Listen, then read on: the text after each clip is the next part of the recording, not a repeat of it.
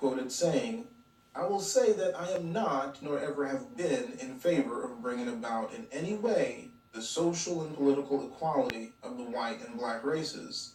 That I am not, nor ever have been, in favor of making voters or jurors of Negroes, nor of qualifying them to hold office, nor to intermarry with white people. And I will say, in addition to this, that there is a physical difference between the white and black races, which I believe will forever forbid the two races living together on terms of social and political equality. And inasmuch as they cannot so live, while they do remain together, there must be the position of superior and inferior. And I, as much as any other man, am in favor of having the superior position assigned to the white race." President Bill Clinton was once quoted saying, "African Americans watch the same news at night that ordinary Americans do." President Ronald Reagan was once quoted saying, "If an individual wants to discriminate against Negroes or others in selling or renting his house, it's his God-given right to do so." President Harry Truman was once quoted saying, "I went nigger chasing on Monday, right through Central Africa Vine Street. There was no trace of that Nelson nigger." President Theodore Roosevelt was once quoted saying, "A perfectly stupid race can never rise to a very high plane. The Negro, for instance, has been kept down as much by a lack of intellectual development as much as anything else." President Thomas Jefferson was once quoted saying, "Nothing is more certainly written in the book of fate that these people are to be free, nor is it less certain that these two races, equally free, cannot live in the same government." J. Edgar Hoover, the director of the FBI, was once quoted saying, "The Black Panthers are the single greatest threat to the internal security of the United States."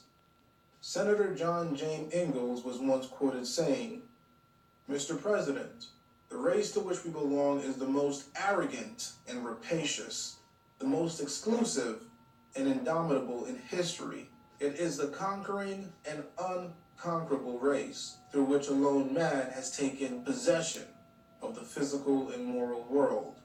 All other races has been his enemies or victims." Author and Southerner Gerald Johnson was once quoted saying, "Of all the creatures to appear on this earth, the white man is the fiercest by far." In the book The Iceman Inheritance, the author states, "It is in the sphere of abnormal violence that we Caucasoids excel among races. Intellectual violence is statistically rare among other races. Intellectual violence is typical for Caucasoids. Our wars of religion, our Inquisition, our philosophical conflicts have no parallel among yellow, red, brown, and black men. It is this kind of violence that makes our history appear senseless to other men, and senseless and baffling even to ourselves." In the book Iceman Inheritance, the author states, "I will attempt to show that racism itself is a predisposition of but one race of mankind, the white race. Nuclear war, environmental pollution, resource rape, all are primary threats to our survival, and all are the result of peculiar Caucasoid behavior, Caucasoid values, Caucasoid psychology. There is no way to avoid the truth. The problem with the world is white men." Political scientist Andrew Hacker was quoted saying, "We have a black middle class, but it only exists at the sufferance of white America. We decide how many of you will be allowed into which position, and how many of you is too many, and we pick Cosby, we pick Powell. We do that, and we are very careful about the numbers." Martin Luther King was once quoted saying, civil rights activist Andrew Goodman was quoted saying, "It is true that the white man, and by this I mean the Christian civilization in general, has proved himself to be the most depraved devil imaginable in his attitudes towards the Negro race." Sociologist Joe R. Fegan was quoted saying, Over several centuries, most whites as individuals and families have benefited from anti-black oppression and the transmission of ill-gotten wealth and privilege from one generation to the next.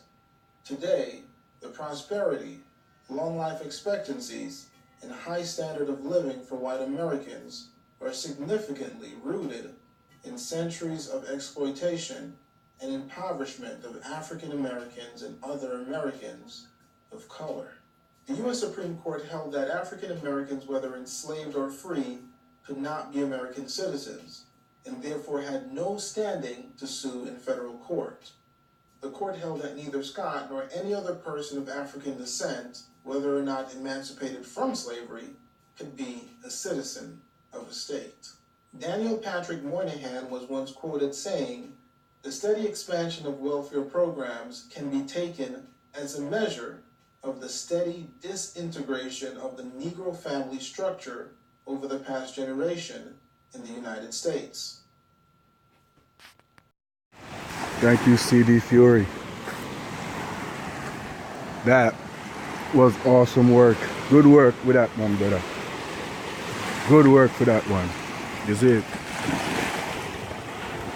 Not to try to make people feel aware or anything like of that sort, but it's all about bringing these things to the forefront, to the light. Is it? Because if we don't know about these things, they will surely repeat themselves, right? CD, bless yourself up.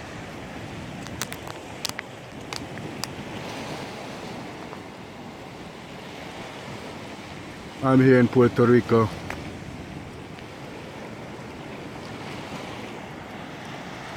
You guys enjoy the rest of your day. Later.